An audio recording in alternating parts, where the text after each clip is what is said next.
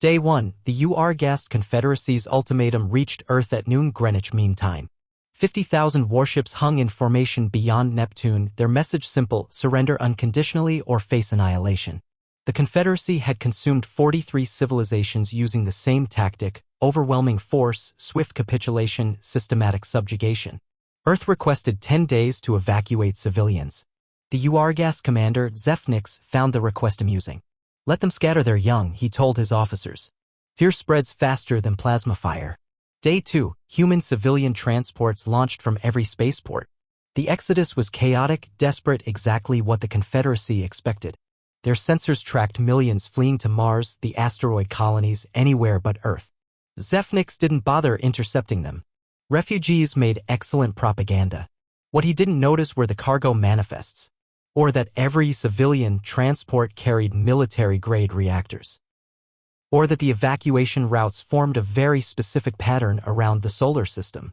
Day 3, Earth's president addressed humanity via quantum broadcast. Maria Reyes stood at the United Nations podium, her voice steady. To all human colonies, stations, and ships, implement Protocol Omega. To our enemies listening, you want our surrender? Come and take it. The Orcs laughed. Defiant speeches were common among doomed species. Day 4, hidden facilities across Earth came online. Bunkers that had been decommissioned after humanity's last war. Factories that had been converted to civilian use. Training camps that had been closed. 40 years of peace had made the galaxy forget why humans had needed such extensive military infrastructure in the first place. Day 5, the first anomaly appeared in Confederacy intelligence reports. Human colonies across 30 systems had gone dark simultaneously. Not destroyed dark. Quantum communications severed. Trade routes abandoned. It was as if humanity was voluntarily isolating itself.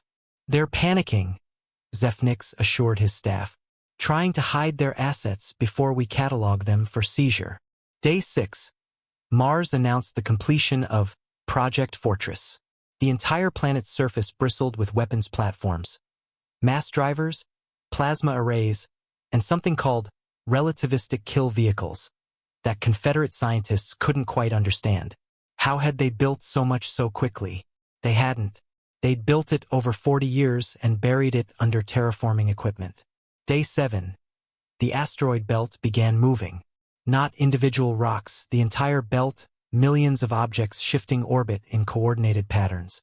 Mining ships revealed themselves as combat vessels. Processing stations deployed weapons that shouldn't exist. The Confederacy realized every human mining operation had been dual-purpose. Day 8. Earth's children returned. The evacuated civilians dropped their disguises, revealing Marine divisions, armored battalions, and fighter wings. The transport pattern hadn't been random, it was a deployment grid. In 8 days, humanity had transformed the entire solar system into a three-dimensional battlefield. Day 9, Confederate advanced scouts reported something impossible. Human ships were appearing in their home systems, worlds thousands of light years from Earth.